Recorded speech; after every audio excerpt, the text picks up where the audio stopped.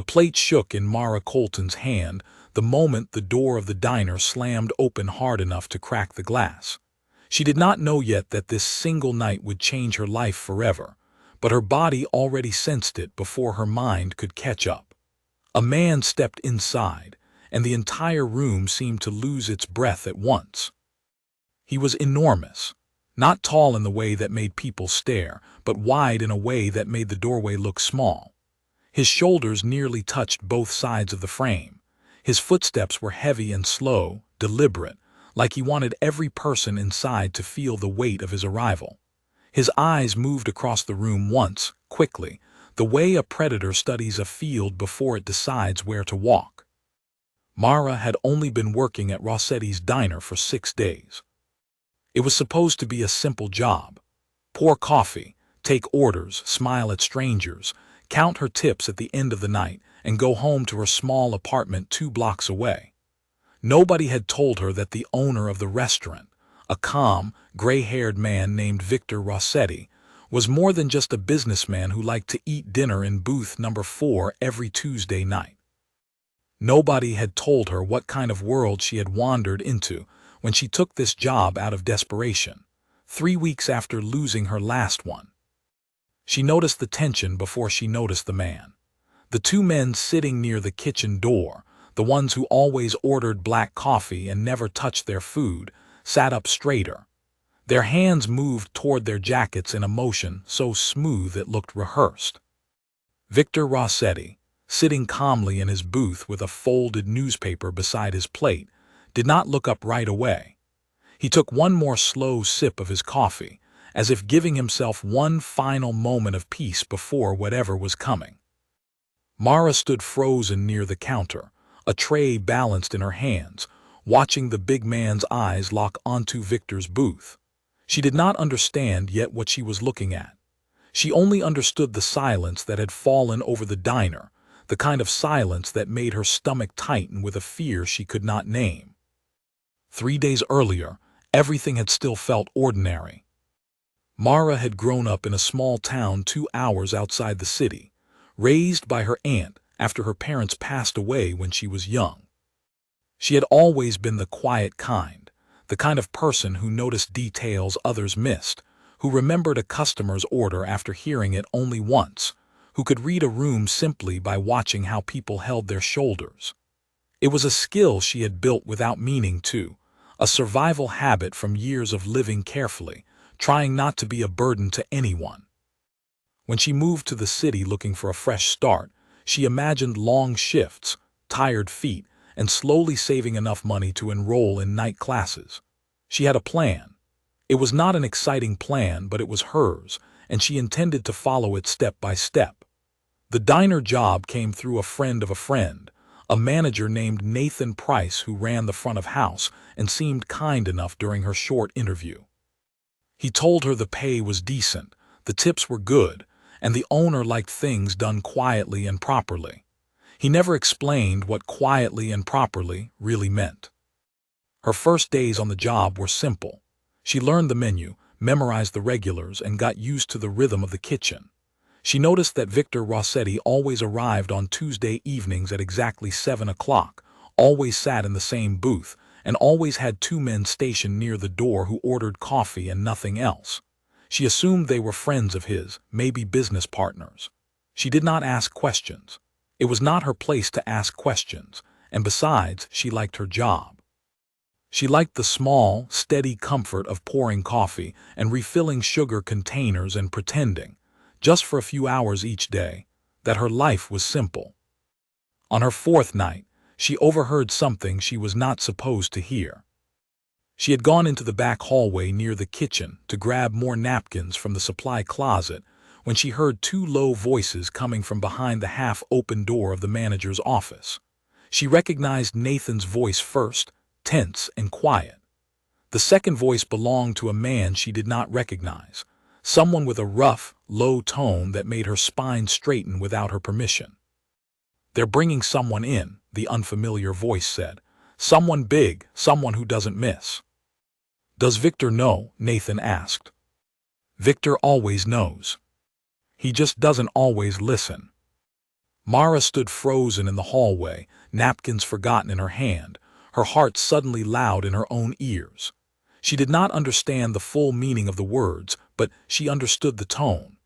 Something dangerous was coming, and it was connected to the calm, gray-haired man who tipped generously and always thanked her by name. She backed away quietly, careful not to let the floor creak beneath her sneakers, and returned to the front of the diner as if nothing had happened. She told herself it was none of her business. She told herself that whatever the two men were discussing had nothing to do with her, that she was simply a waitress passing through this job on her way to something better. She repeated this to herself for the rest of her shift, and mostly she believed it. But that night, walking home under the orange glow of the streetlights, she could not shake the feeling that something heavy was moving toward the diner, slow and certain, like a storm gathering just beyond the horizon. The next 2 days passed with an unusual quiet. Nathan seemed distracted, checking the front door more often than usual. The two men near the kitchen changed their seats, positioning themselves so they could see both entrances at once. Mara noticed small details that most people would miss. A delivery van that parked outside for 20 minutes without ever delivering anything.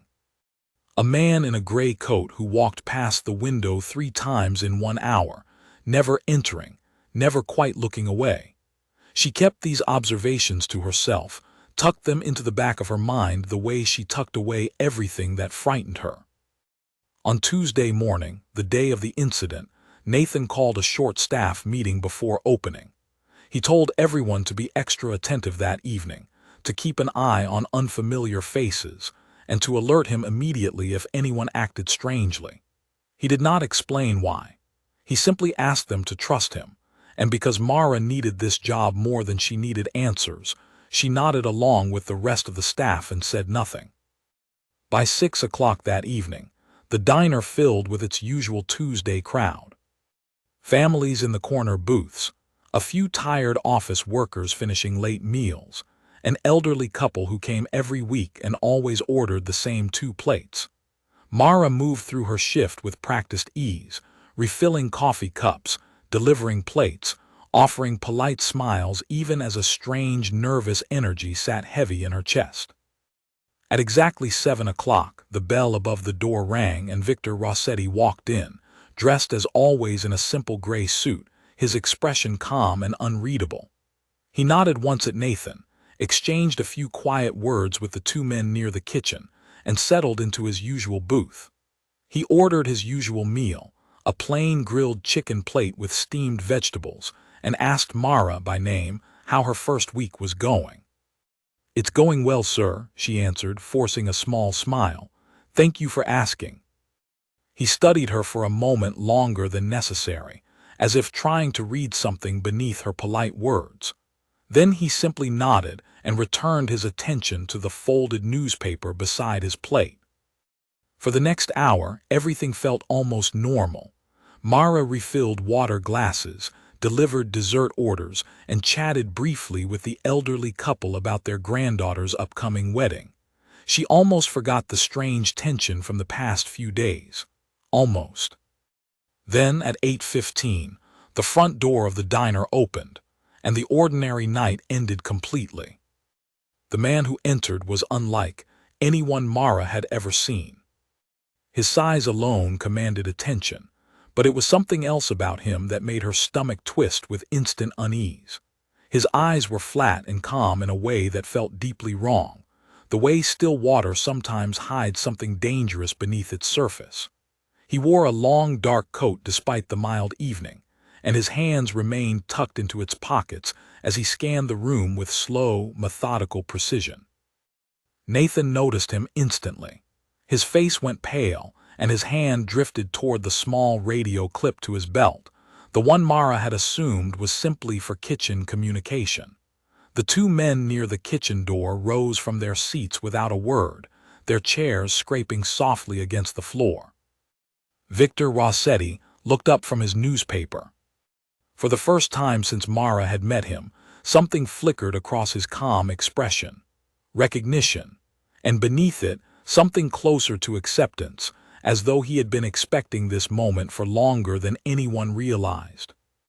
The large man took one slow step forward, then another, his eyes never leaving Victor's booth. The diner, usually filled with the comfortable hum of conversation and clinking dishes, fell into an unnatural silence. Even the elderly couple in the corner seemed to sense that something was terribly wrong, their conversation trailing off mid-sentence. Mara stood near the counter, tray in hand, unable to move. Every instinct told her to run, to hide behind the counter, to disappear into the kitchen where it would be safe. But another part of her, the same quiet, observant part that had noticed every strange detail over the past few days, kept her eyes locked on the scene unfolding in front of her. The large man's hand moved slightly within his coat pocket. One of Victor's men shifted his weight, ready to intercept. The air in the diner felt thick, charged, like the moment before lightning strikes. And then everything happened at once. The large man lunged forward with surprising speed for someone his size, closing the distance to Victor's booth in only a few long strides. Victor's men moved to block his path, but he shoved past them with brutal ease, sending one stumbling into a nearby table, scattering plates and glasses across the floor with a deafening crash. Screams erupted from the other customers. The elderly woman in the corner grabbed her husband's arm, pulling him down behind their booth. A young family near the window scrambled toward the back exit, the mother shielding her small child with her body. Chaos spread through the diner like wildfire, chairs overturning, dishes shattering, voices rising in panic. Mara's tray slipped from her hands, crashing to the floor in a mess of broken plates and spilled food, but she barely registered the sound. Her entire focus had narrowed to the scene in front of her, to the massive man now standing over Victor's booth, to the second bodyguard struggling to regain his footing after being shoved aside. Victor rose from his seat, his usual calm expression replaced by something sharper, more alert. He was not a young man anymore, and though he carried himself with quiet authority, Mara could see in that instant that he was no match for the sheer physical force bearing down on him. Her mind raced through everything she had learned in the past week, every strange detail she had dismissed as unimportant. The whispered conversation in the hallway, the words that had haunted her for days. They're bringing someone in, someone big, someone who doesn't miss. This was that someone, and he was standing only a few feet away from her, close enough that she could see the tension in his massive shoulders, close enough to hear the low, steady sound of his breathing beneath the chaos of the room. Mara's heart pounded so hard she could feel it in her throat. Every rational thought told her to run, to get out through the kitchen and never look back, to let this be someone else's problem. She was just a rookie waitress. She had no training, no experience, nothing that qualified her to be anywhere near this kind of danger. But her feet did not move toward the exit. Instead, almost without conscious thought, her eyes fell on the small red fire extinguisher mounted on the wall just a few steps away, the one she had walked past 100 times over the past week without ever really seeing it. Somewhere behind her, Nathan was shouting into his radio, his voice barely audible over the screams and crashing furniture. The two bodyguards were struggling to reposition themselves, momentarily disoriented by the sheer speed and force of the attack. Victor had backed against the wall of his booth, his hands raised slightly, his eyes scanning for any possible advantage. The large man reached toward him, and in that single, terrifying moment, Mara understood with absolute clarity that no one else in the room was close enough, fast enough, or positioned well enough to stop what was about to happen. Her hand was already moving toward the fire extinguisher before her mind fully caught up with her body. Her fingers wrapped around its cold metal handle, and something inside her, some quiet strength she had never needed to use before, rose up through the fear and steadied her shaking hands. She had no plan, she had no training.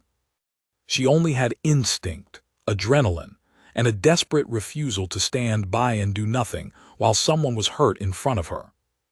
The extinguisher felt heavier than she expected as she lifted it from its mount, but she barely noticed the strain in her arms. Her entire world had narrowed to a single point of focus, the massive man reaching toward Victor's booth, and the few precious seconds she had left before it would be too late to do anything at all. She took a breath, the kind of breath that felt like it might be her last calm moment for a very long time, and stepped forward into the chaos. Around her, the diner continued to descend into panic. Glasses shattered against the floor. A chair toppled sideways with a sharp crack. Someone was crying near the back exit, and another voice, maybe Nathan's, was shouting words she could not fully process. But none of it mattered anymore. Her focus had narrowed entirely to the space between herself and the man who had walked through that door with the calm, terrible certainty of someone who had done this many times before and never once failed. Mara Colton, a rookie waitress 6 days into her new job, gripped the fire extinguisher tightly in both hands, and for the first time in her life, walked directly toward danger instead of away from it. She did not know, in that moment, whether she would survive what came next. She only knew that she could not simply stand there and watch. Whatever happened in the next few seconds would decide not only Victor Rossetti's fate, but her own as well, and somewhere deep inside her, beneath the fear and the shaking hands, a quiet voice told her that she was exactly where she needed to be. The large man's hand closed around the collar of Victor's jacket, lifting him slightly from his seat with terrifying ease. Victor's calm composure finally cracked, his eyes widening as he realized just how little control he had left in this moment. One of his bodyguards was still struggling to rise from the floor. The other was too far across the room to reach them in time. There was no one else close enough, no one else fast enough. No one else standing near the fire extinguisher except a rookie waitress who, until 6 days ago, had never imagined herself capable of anything like courage. Mara raised the extinguisher, her knuckles white against the metal, her heart hammering so loudly she could hear nothing else, and closed the final distance between herself and the man everyone in that room feared. What happened in the next few seconds would be talked about for months, whispered about in quiet corners of the city, remembered by everyone who had been unlucky enough, or perhaps lucky enough, to witness it firsthand. But for Mara, standing frozen at the edge of that decision, none of the future mattered. Only this moment, only the choice in front of her. Only the simple, terrifying truth that she had chosen to act instead of run, and there was no turning back now. The extinguisher connected with the back of the large man's shoulder, and the impact sent a jolt of pain up through Mara's arms that she barely felt through the rush of adrenaline flooding her body. He staggered forward half a step, more from surprise than actual pain, and turned his head toward her with an expression that was somehow more unsettling than anger. He looked almost curious, as though he could not quite believe that anyone in the room had chosen to interfere. For a heartbeat, everything seemed to slow down. Mara stood only a few feet away from him, the extinguisher trembling in her grip, her breath coming in short, shallow bursts. She could see the details of his face now, up close, in a way she had not been able to from across the room. A faint scar above his left eyebrow, a jaw set with quiet, practiced control, eyes that studied her not with fear, but with the calculating patience of someone deciding how much of a problem she truly was. "Move," he said, his voice low and flat, carrying none of the wild panic that filled the rest of the diner. Mara did not move. She was not entirely sure why. Every instinct screamed at her to drop the extinguisher and run for the kitchen, to let the trained bodyguards handle whatever came next. But something had shifted inside her the moment she stepped forward, some quiet resolve that refused to let her back down now that she had already committed herself to this fight. Instead, she pulled the trigger. A thick cloud of white powder burst from the nozzle, striking the man square in the face. He recoiled instantly, one massive hand rising to shield his eyes, a low grunt of surprise and irritation escaping him. It was not enough to stop him completely, but it was enough to blind him for a few critical seconds, and in those seconds, everything in the diner shifted. Victor Rossetti, freed from the man's grip as he stumbled backward, dropped low behind his booth, scrambling toward the narrow gap between the wall and the table. One of his bodyguards, a broad-shouldered man named Dominic, finally reached the scene, tackling into the large man's side with the full force of his body weight. It barely moved him, but it was enough to throw off his balance further, especially with the powder still stinging his eyes. Mara backed away quickly, her mind racing, searching for anything else she could use. Her eyes landed on the serving cart near the kitchen entrance, still loaded with dirty dishes from a table she had cleared only minutes earlier. Without thinking too carefully about the plan forming in her mind, she grabbed the edge of the cart and shoved it forward with every ounce of strength she had. The cart rolled directly into the large man's path just as he took a blind step forward, wiping frantically at his stinging eyes. His foot caught against one of the metal wheels, and for a brief, almost unbelievable moment, his massive frame tilted off balance. He reached out instinctively to catch himself, his hand slamming against the edge of a nearby table, sending it skidding sideways with a loud screech across the floor. It was not a clean fall. He did not go down completely, but it was enough of a stumble, enough of a disruption to buy precious seconds for Victor's second bodyguard, a quieter, more calculated man named Leo, to finally close the distance and grab hold of the large man's arm, pulling with everything he had to keep him off balance. The diner had become a battlefield of overturned furniture and scattered dishes, but slowly, painfully, the momentum began to shift. Dominic recovered from his initial tackle and threw his weight against the large man's other side, while Leo held firm against his arm. The powder from the extinguisher still clouded around his face, and every attempt he made to blink it away only seemed to buy his opponents more time.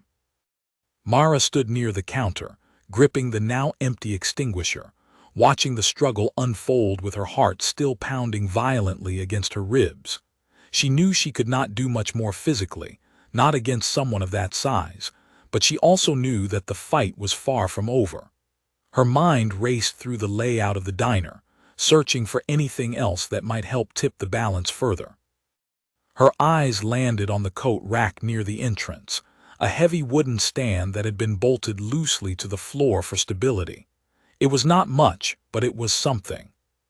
She moved quickly, wrapping both hands around the base of the stand and pulling with all her strength.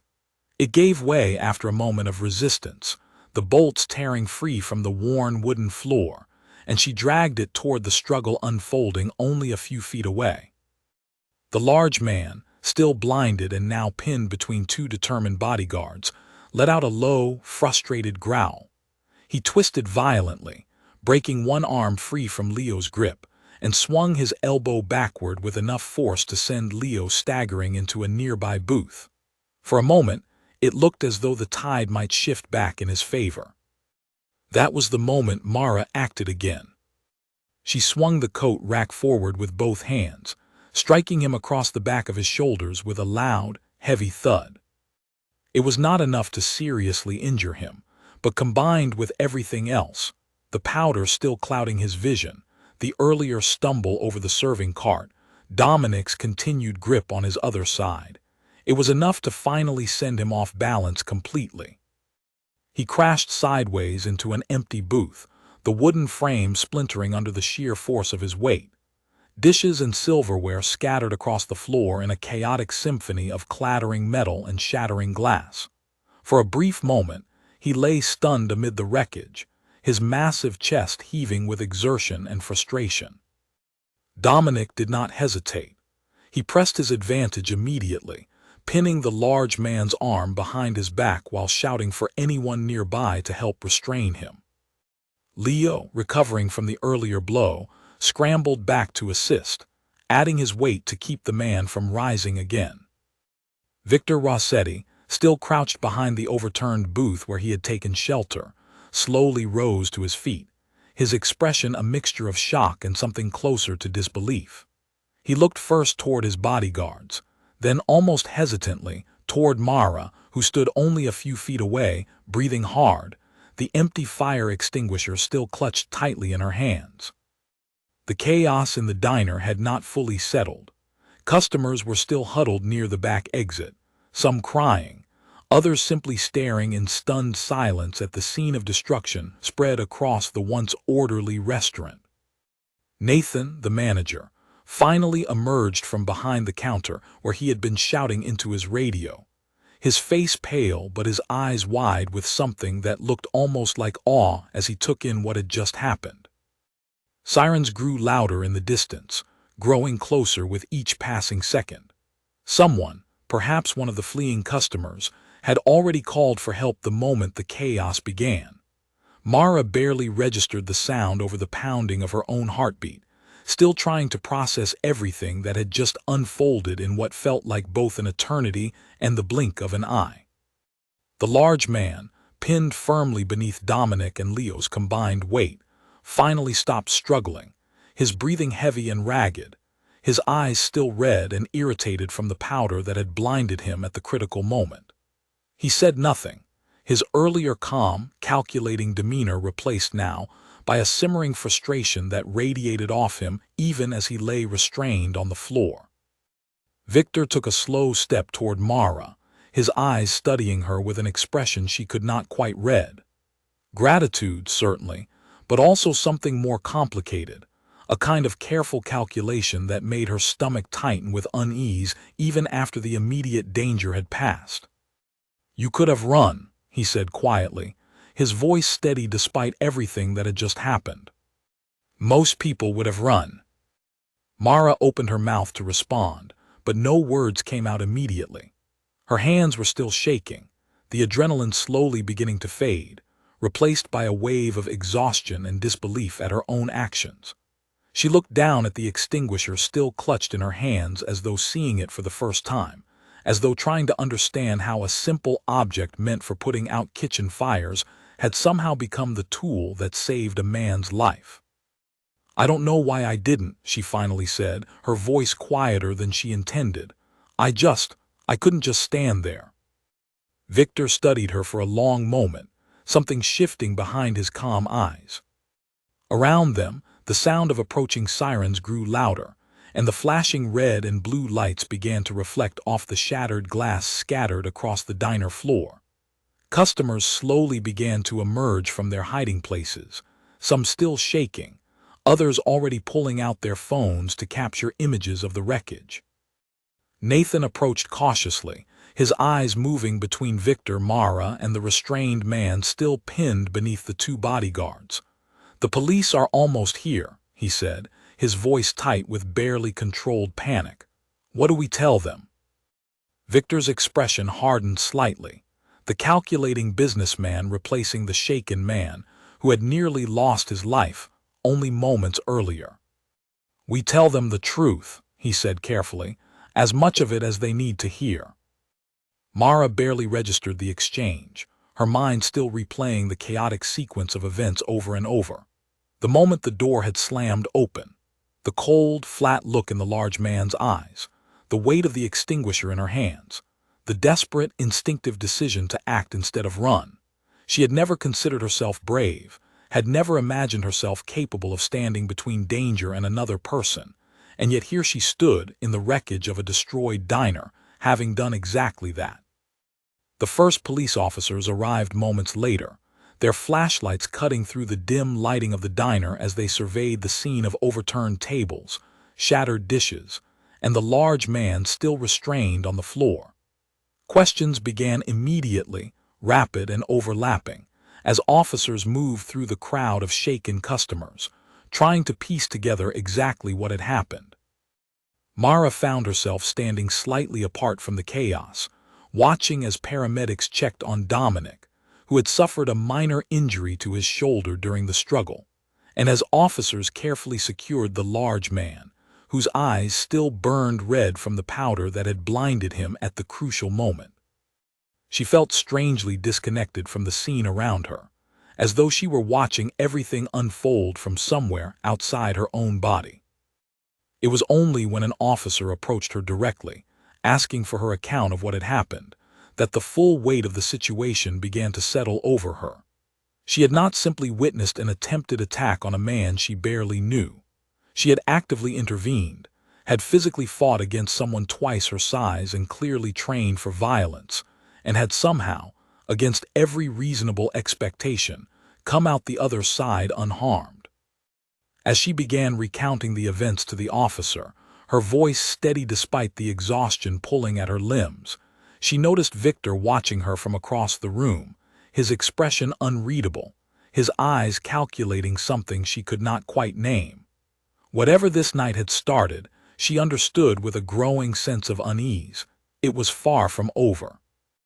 The large man was eventually led out of the diner in restraints, his massive frame dwarfing the officers on either side of him.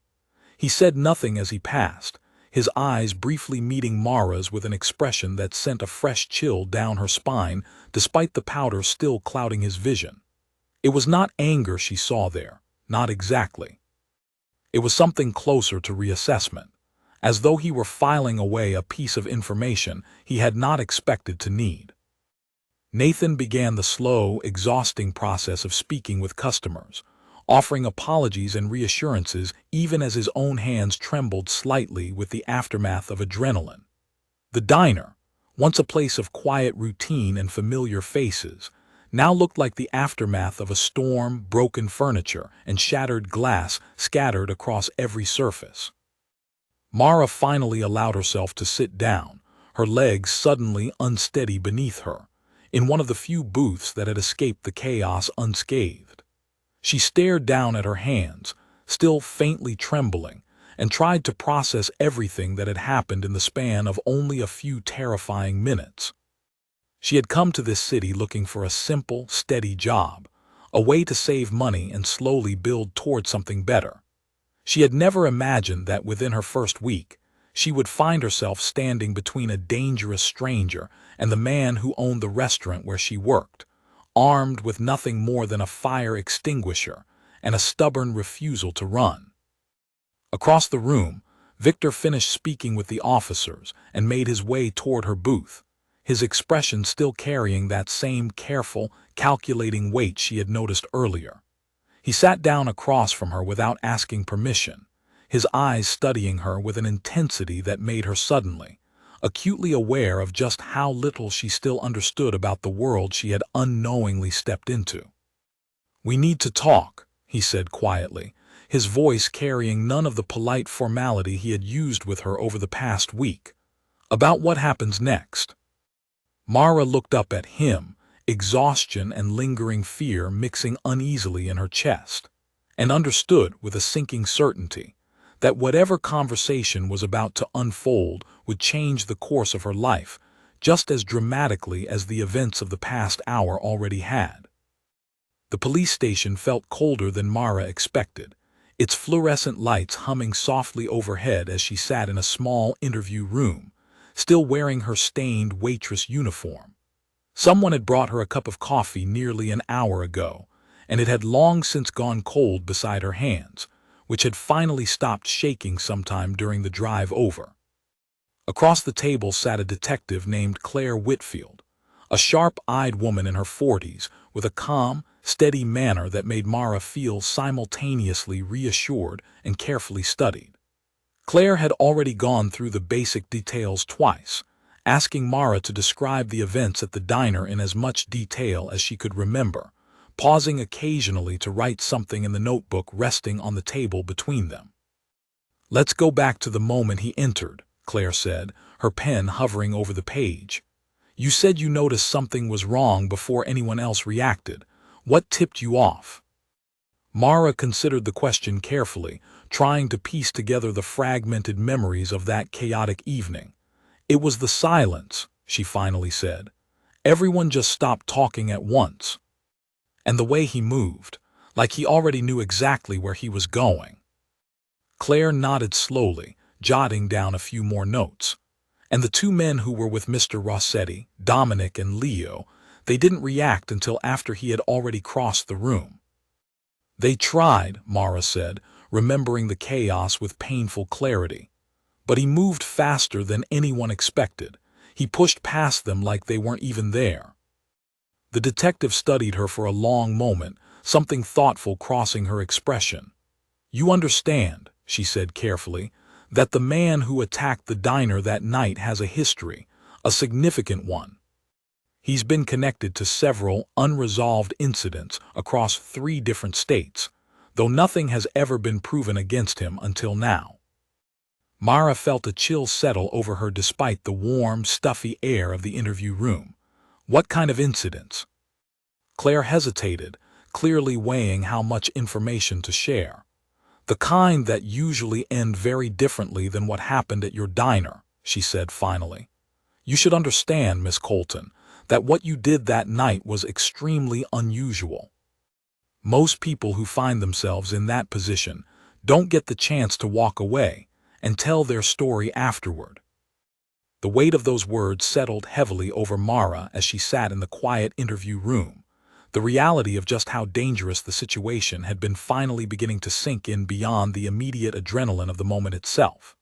She had known, somewhere in the back of her mind, that the large man had intended serious harm, but hearing it confirmed so plainly by a detective who had clearly seen the aftermath of similar situations before made the fear feel suddenly much more real. "Is he going to be released?" Mara asked, her voice quieter than she intended. "Could he come back?" Claire's expression grew more serious. "That depends on several factors we're still working through. Given the severity of what happened and the history we're uncovering, I doubt he'll see the outside of a courtroom anytime soon. But," she paused, choosing her next words carefully, "people connected to situations like this sometimes attract attention they didn't ask for. I'd recommend some caution over the next few weeks." Mara absorbed this information slowly, trying to process the implications.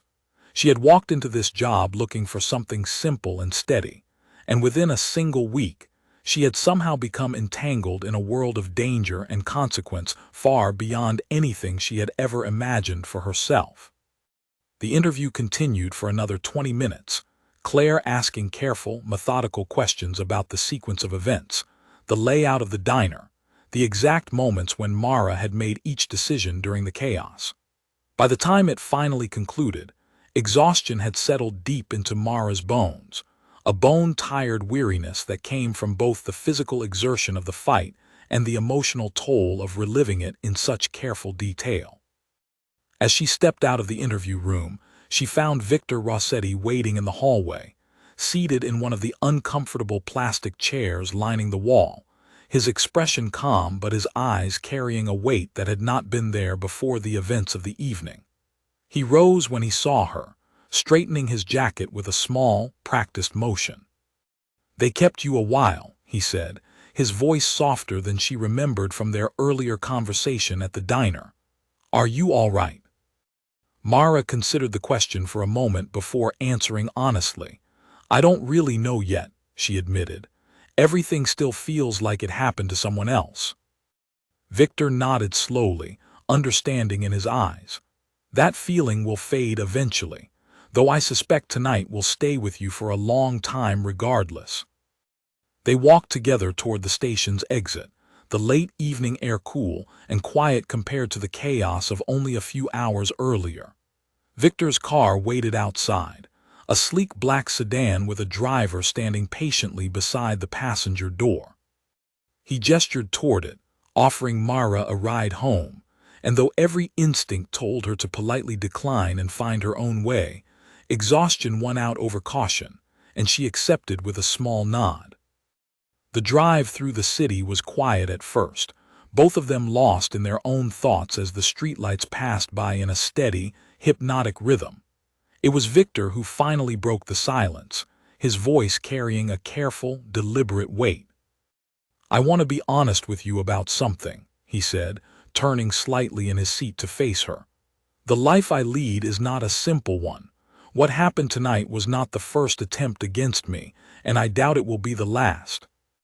I should have told you this before you ever stepped foot in that diner." Mara listened carefully, watching the passing streetlights reflect briefly across the car window. "Why didn't you?" "Because most people who understand what they're walking into don't stay," Victor said simply. "And I needed the staff, needed people who could keep the diner running smoothly without asking too many questions."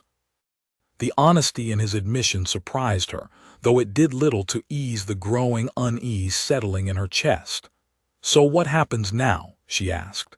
"Do I just go back to work like nothing happened?" Victor was quiet for a moment, considering the question carefully. "That depends entirely on what you want," he said finally. "You could walk away entirely. I would understand completely, and I would make sure you were compensated fairly for what you did tonight regardless of your decision. Or," he paused, choosing his next words with visible care, "you could stay, understanding fully now what that means."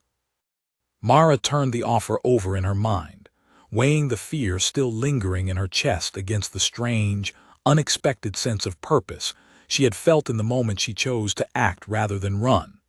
She had never considered herself someone capable of courage, had spent most of her life quietly avoiding conflict and difficult situations whenever possible. But something had shifted inside her during those chaotic minutes at the diner, some quiet realization that she was capable of more than she had ever given herself credit for. "I need time to think about it," she said finally honestly. Victor nodded, seeming to expect this answer. "Of course, take whatever time you need." The rest of the drive passed in comfortable silence, and when the car finally pulled up outside her small apartment building, Victor insisted on waiting until she was safely inside before allowing the driver to pull away. Mara climbed the narrow stairs to her second-floor apartment slowly, every muscle in her body aching with exhaustion, and collapsed onto her worn couch the moment she stepped through the door. Sleep did not come easily that night. Every time she closed her eyes, she found herself back in the diner, watching the door slam open, feeling the cold weight of the fire extinguisher in her hands, hearing the crash of overturned tables and shattering glass. She woke several times throughout the night, her heart racing, before finally drifting into a restless, shallow sleep sometime near dawn. The following morning brought little relief. News of the incident had already spread through local media, though the reports remained vague, mentioning only a disturbance at a local restaurant without naming any specific individuals involved. Mara scrolled through her phone with growing unease, wondering how long it would take before someone connected the pieces and realized exactly who had been involved. A knock at her door around midday interrupted her spiraling thoughts. She opened it cautiously, half expecting to find a reporter or, worse, someone connected to the previous night's events. Instead, she found a young woman about her own age, dressed casually, holding a small paper bag. "Grace Miller," the woman introduced herself with a small, nervous smile. "I work the morning shift at the diner. Nathan asked me to check on you, make sure you were doing okay after everything." Mara invited her inside, grateful for the unexpected company after a long, restless night alone with her thoughts. Grace settled onto the couch, pulling out 2 coffee cups from the paper bag along with a small container of pastries. "Everyone's talking about what happened," Grace said carefully, handing Mara one of the coffee cups. "Nobody can quite believe it. You've only been there a week and already you're some kind of legend." Mara managed a tired, weak laugh. "It doesn't feel like being a legend. It feels like I might throw up every time I think about it." Grace's expression softened with genuine sympathy. "That makes sense. What you did was incredibly brave, but that doesn't mean it wasn't also terrifying." They talked for nearly an hour, Grace sharing small details about the diner's history that Mara had never learned during her brief time working there. Careful hints about Victor's world that helped fill in some of the gaps in her understanding. Grace explained, in hushed, careful tones, that most of the staff understood on some level the true nature of Victor's business, but had learned long ago that survival meant staying quietly, carefully uninvolved. Nobody ever expected someone new to actually get involved, Grace admitted. Most people just do their jobs and pretend not to notice anything unusual. I couldn't just stand there, Mara said quietly, echoing the same words she had given Victor the night before. I don't really understand why. It just felt wrong to do nothing. Grace studied her for a long moment, something thoughtful in her expression. Victor's not going to forget what you did, she said finally. People like him, they remember things like that.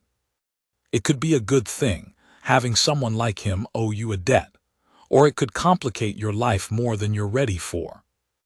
The warning settled uneasily in Mara's chest, echoing the same uncertainty that had kept her awake for most of the previous night. She had come to this city looking for something simple, and instead had found herself standing at a crossroads far more complicated than she had ever anticipated. Over the following days, Mara found herself replaying Victor's offer over and over in her mind. The diner remained closed for repairs, giving her unexpected time to think without the pressure of an immediate decision. She used the quiet days to process everything that had happened, walking long distances through unfamiliar parts of the city, trying to sort through the tangled mixture of fear, pride, and lingering uncertainty that had settled over her since that chaotic Tuesday evening. She thought often about the moment she had grabbed the fire extinguisher, the split-second decision that had defined everything that followed. She had never imagined herself capable of that kind of instinctive courage, and the discovery unsettled her almost as much as the danger itself had. Who was she, really, if she was capable of standing between a stranger and violence without a moment's hesitation? On the fourth day following the incident, a package arrived at her apartment, delivered by a quiet, unfamiliar man who left without saying more than a few polite words. Inside, she found a handwritten note from Victor, along with a modest but meaningful sum of money, more than she could have earned in several months at the diner. The note was brief, written in careful, precise handwriting. It simply read, "Whatever you decide, know that what you did will not be forgotten. Take the time you need." Mara sat with the note for a long time, turning the decision over in her mind one final time. She thought about her original plan, the simple, steady path she had imagined for herself when she first arrived in the city. She thought about the fear that still occasionally gripped her chest late at night. And she thought, finally, about the quiet, unexpected strength she had discovered in herself during those chaotic, terrifying minutes at the diner. By the end of the week, she had made her decision. The diner reopened 2 weeks after the incident, its broken furniture replaced, its shattered glass swept away, though the memory of that chaotic night still lingered in the quiet glances exchanged between staff members whenever the front door swung open a little too quickly. Mara returned on the first day, dressed in her uniform, her hands steady despite the nervous flutter still present in her chest. Nathan greeted her warmly at the entrance, relief evident in his expression. "Wasn't sure you'd come back," he admitted quietly.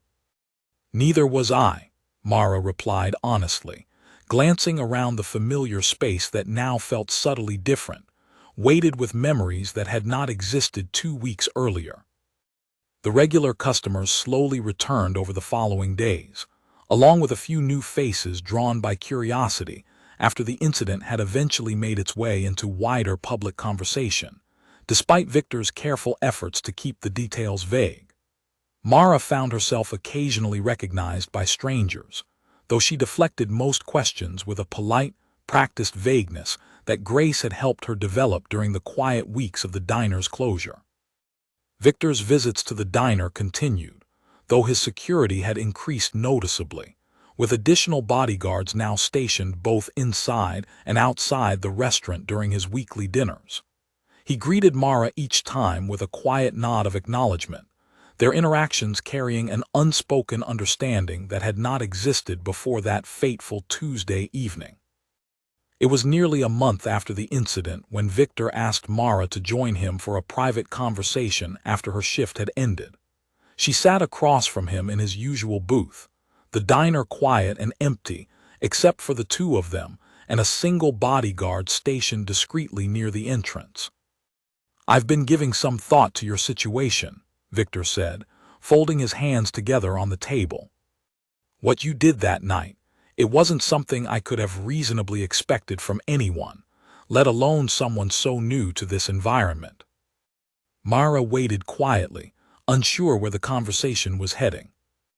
"I'd like to offer you something more than gratitude," Victor continued. "A position with better compensation, better security, and frankly, better prospects than what you currently have here." Mara considered this carefully, memories of Grace's earlier warning echoing in her mind.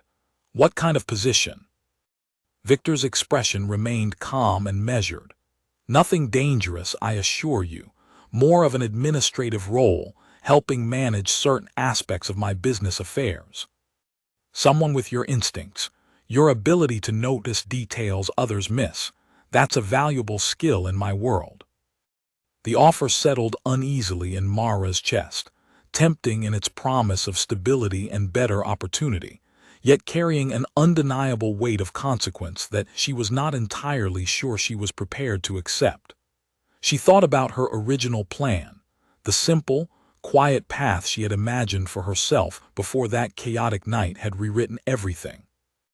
"I need to think about it," she said finally, echoing the same careful hesitation she had offered weeks earlier. Victor nodded, unsurprised by her caution. "Take whatever time you need.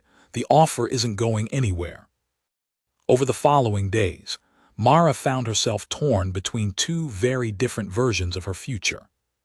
One path led toward the simple, steady life she had originally envisioned, saving money slowly, eventually pursuing her interrupted education, building a quiet existence far removed from the danger and complexity of Victor's world. The other path offered something entirely different, a world of greater risk but also greater purpose, a place where her unexpected courage and sharp instincts might actually be valued rather than simply endured. She spoke with Grace often during this period, the two of them developing a genuine friendship that had grown steadily since that difficult morning after the incident.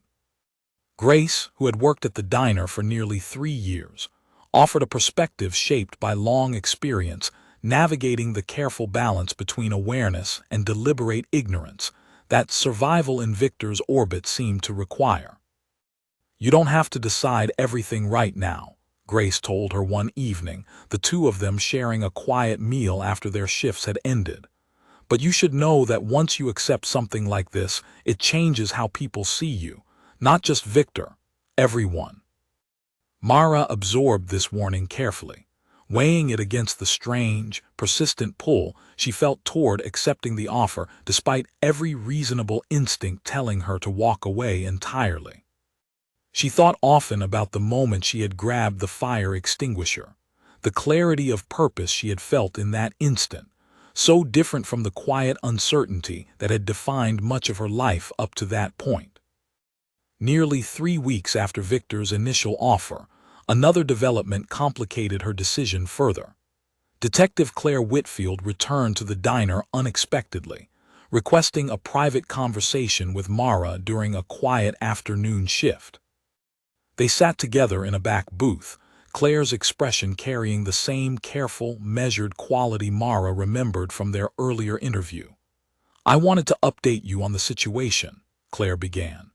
"The man who attacked the diner that night, his name is Derek Voss, though he's operated under several aliases across different states.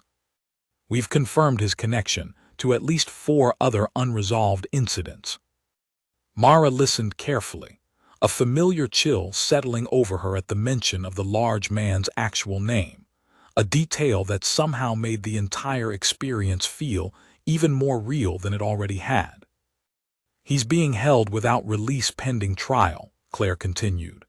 "Given the severity of the evidence against him, I don't expect that to change anytime soon. But," she paused, her expression growing more serious, "people in his line of work often have associates, individuals who might view unfinished business as something requiring attention." The implication settled heavily in Mara's chest. "Are you saying I could still be in danger?" Claire chose her words carefully. "I'm saying you should remain aware of your surroundings, particularly given your continued association with Mr. Rossetti. I understand he's offered you a position within his organization." Mara's surprise must have shown clearly on her face, because Claire offered a small, understanding smile. "It's my job to know these things, Miss Colton. I'm not here to tell you what decision to make. I'm simply here to make sure you're making that decision with full awareness of the risks involved." The conversation left Mara more unsettled than reassured. The careful balance she had been trying to maintain between fear and cautious optimism tipping suddenly toward greater uncertainty. She spent the following days in quiet contemplation, walking long distances through the city as she had done in the weeks immediately following the incident, trying to sort through the tangled web of consideration now weighing on her decision. It was during one of these long walks that she found herself unexpectedly approached by a stranger, a well-dressed man who fell into step beside her with an ease that immediately set her nerves on edge. "Miss Colton," the man said, his voice carrying a polished, careful quality that reminded her uncomfortably of the calculating tone she had noticed in Derek Voss's own voice weeks earlier. "I wonder if I might have a moment of your time." Mara's instincts, sharpened considerably since the incident at the diner, immediately flagged something wrong about the encounter. She slowed her pace but did not stop entirely, keeping herself positioned near the busier part of the sidewalk where other pedestrians remained within easy reach. "Who are you?" she asked, her voice steadier than she felt. "A concerned party," the man replied vaguely, his expression carrying a polite, unsettling calm. "I represent certain individuals who were quite disappointed by the outcome of recent events. They wanted me to convey a simple message." Mara's heart rate spiked sharply, adrenaline flooding through her system with a familiar, unwelcome intensity. "What message?" The man's expression remained perfectly calm, almost pleasant, which somehow made his next words feel even more threatening. "That interference has consequences, even unintentional interference. Miss Colton, I'd strongly encourage you to reconsider your continued involvement with Mr. Rossetti's affairs." Before Mara could respond, the man simply nodded politely and turned away, disappearing into the flow of pedestrian traffic with an unsettling ease that left her standing frozen on the sidewalk, her heart hammering against her ribs. She reported the encounter to Claire immediately, the detective's expression growing increasingly concerned as Mara described the stranger's appearance and the careful, veiled threat he had delivered. Claire promised increased attention to Mara's safety, though her careful, measured tone did little to fully ease the fear now settling permanently into Mara's chest. That evening, she found herself once again seated across from Victor in his usual booth, the earlier conversation about his job offer suddenly carrying far greater weight given the unsettling encounter earlier that day. "I heard about what happened," Victor said quietly, his expression carrying genuine concern that surprised her. "I should have anticipated this possibility sooner. I'm sorry you're being pulled into consequences that were never meant to touch you." Mara studied him carefully, weighing his words against everything she had learned over the past several weeks about the dangerous complexity of his world. "Is this going to keep happening?" she asked honestly. "Even if I walk away completely, even if I never see you again, am I still at risk because of what I did that night?" Victor's expression grew somber, and for the first time since she had met him, she saw something close to genuine regret in his careful, calculating eyes. "I won't lie to you," he said finally. "There are no guarantees in this world, not for me, and unfortunately, not entirely for you either now. What I can offer is protection, resources, and the kind of security that would be considerably harder to arrange on your own." The weight of the decision pressed down on Mara with renewed urgency.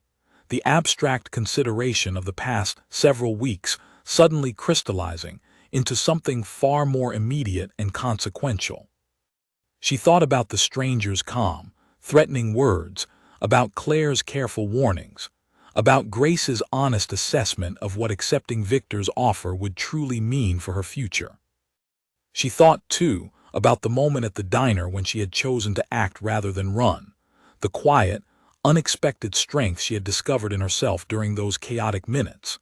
She was not the same person who had walked into this diner nearly 2 months earlier looking for a simple, steady job. Whatever she decided now would need to account for the person she had become since that transformative, terrifying night.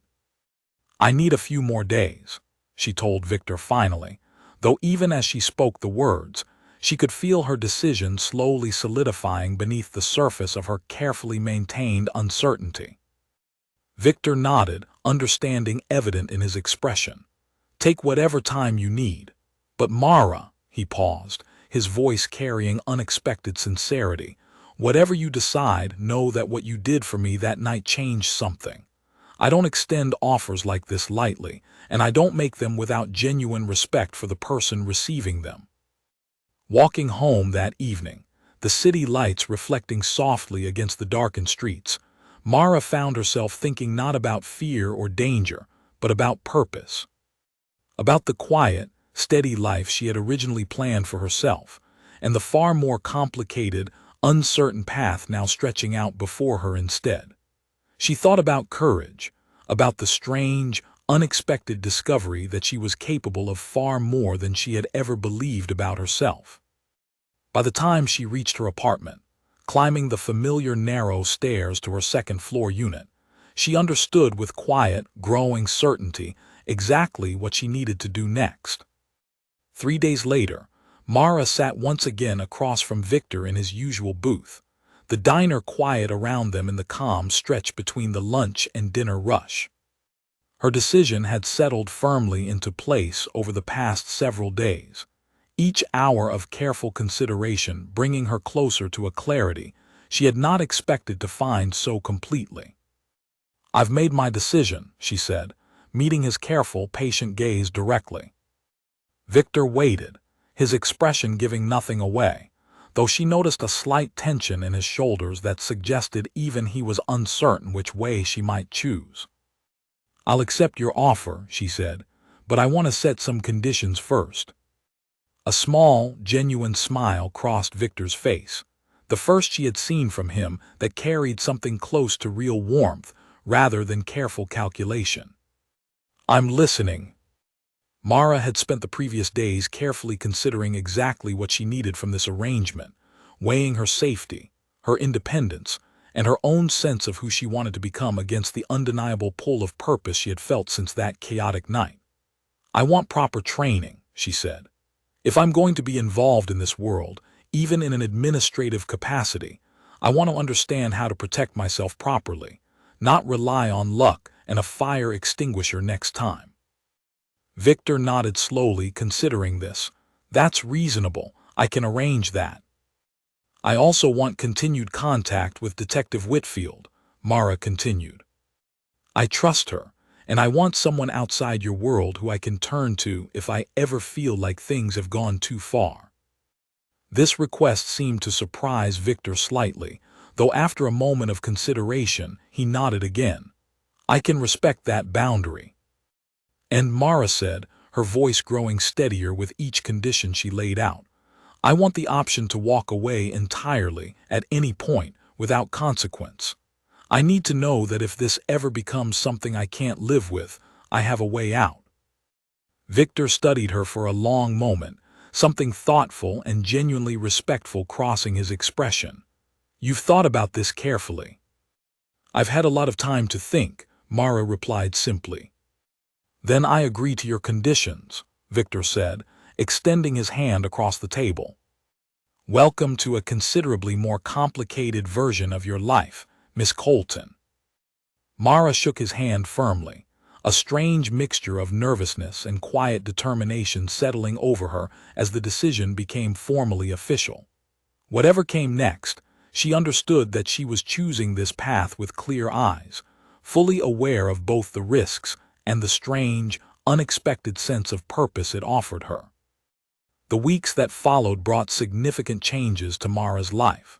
She began training sessions 3 times a week with a quiet, patient instructor named Ethan Marsh, a former security professional who had worked with Victor's organization for years. The sessions were exhausting, pushing her body and mind in ways she had never previously experienced, but with each passing week, she felt her confidence growing steadily alongside her physical capability. She continued working occasional shifts at the diner, partly because she genuinely enjoyed the familiar routine, and partly because Victor believed it provided useful cover for her gradually expanding responsibilities within his organization. Grace remained a steady, comforting presence throughout this transition, the friendship between them deepening as Mara slowly opened up about the details of her new arrangement. "You seem different," Grace observed one evening several weeks into Mara's training. "Not in a bad way, just more sure of yourself." Mara considered this observation carefully, recognizing the truth in it even as she tried to articulate exactly what had changed. "I think I finally understand what I'm capable of," she said finally. "Before all this happened, I spent so much time trying to stay small, trying not to draw attention to myself. Now I understand that sometimes the right thing to do requires the opposite." Detective Whitfield remained a consistent presence throughout this period as well, checking in regularly with Mara despite the unconventional nature of their continued relationship.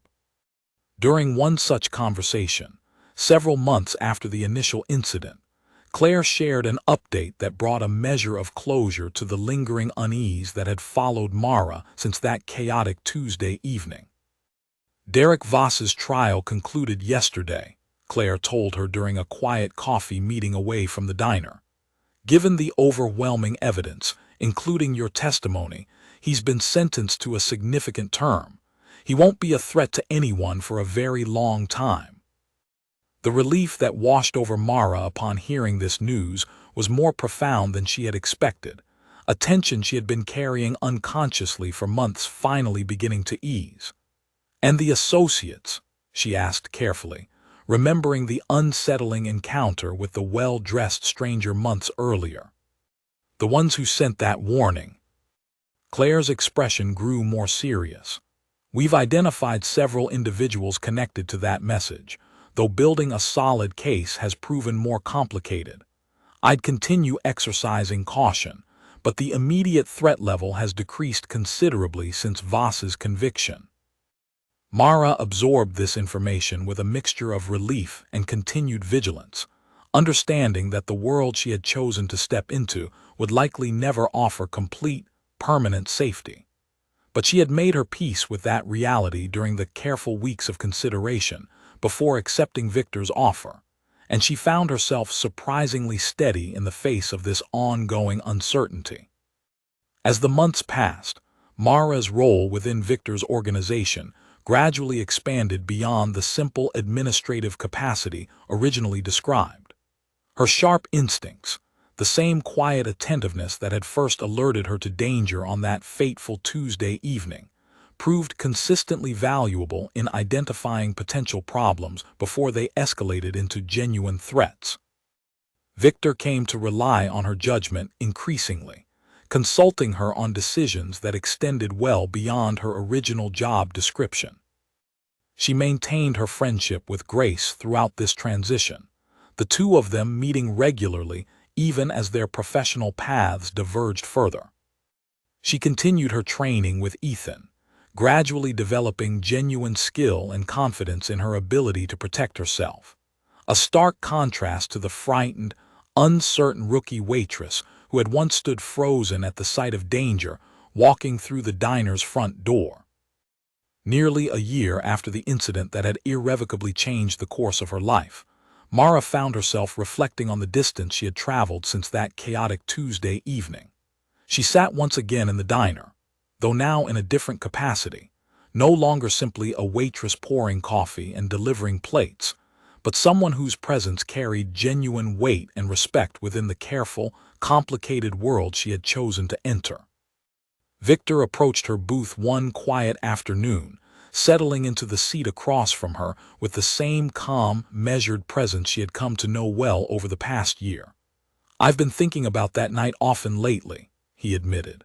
"About how differently things could have gone if you hadn't been there, if you hadn't made the choice you did." Mara considered this, memories of that terrifying evening still vivid despite the year that had passed since then. "I think about it too," she admitted honestly. "Not with fear anymore, though, more with a strange kind of gratitude." "Gratitude?" Victor asked, genuine curiosity in his tone. "That night showed me something about myself I never would have discovered otherwise," Mara explained. "I spent my whole life believing I was someone who avoided conflict, who stayed quiet and small and out of the way. But when it actually mattered, I discovered I was capable of so much more than that." Victor nodded slowly, understanding evident in his expression. "Courage often reveals itself in moments we never expect," he said. "You proved that more clearly than most people ever get the chance to." As the afternoon light filtered through the diner's windows, casting warm patterns across the familiar tables and booths, Mara found herself at peace with the unexpected path her life had taken. The frightened rookie waitress who had once frozen at the sight of danger had transformed, through circumstance and choice, into someone capable of standing firm against overwhelming odds, someone whose quiet strength had ultimately proven far greater than anyone, including herself, had ever anticipated. The city continued its steady rhythm outside the diner's windows, unaware of the quiet transformation that had unfolded within its walls over the past year. Somewhere across town, Derek Voss remained confined behind bars, his attempt to end Victor Rossetti's life ultimately serving only to reveal the unexpected courage of a rookie waitress nobody had ever expected to matter. Mara Colton had arrived in the city looking for something simple, a steady job and a quiet path toward a better future. What she found instead was far more complicated, far more dangerous, and ultimately, far more meaningful than anything she could have originally imagined. She had discovered in the space of a single terrifying evening exactly what she was capable of when everything else fell away and only instinct and courage remained. And as she sat in that familiar diner booth, surrounded by the quiet hum of everyday life continuing around her, she understood with complete certainty that she would make the same choice again, without hesitation, if that terrible night were somehow to repeat itself. Some transformations, she had learned, could never be undone, and she found, much to her own surprise, that she would not have wanted it any other way.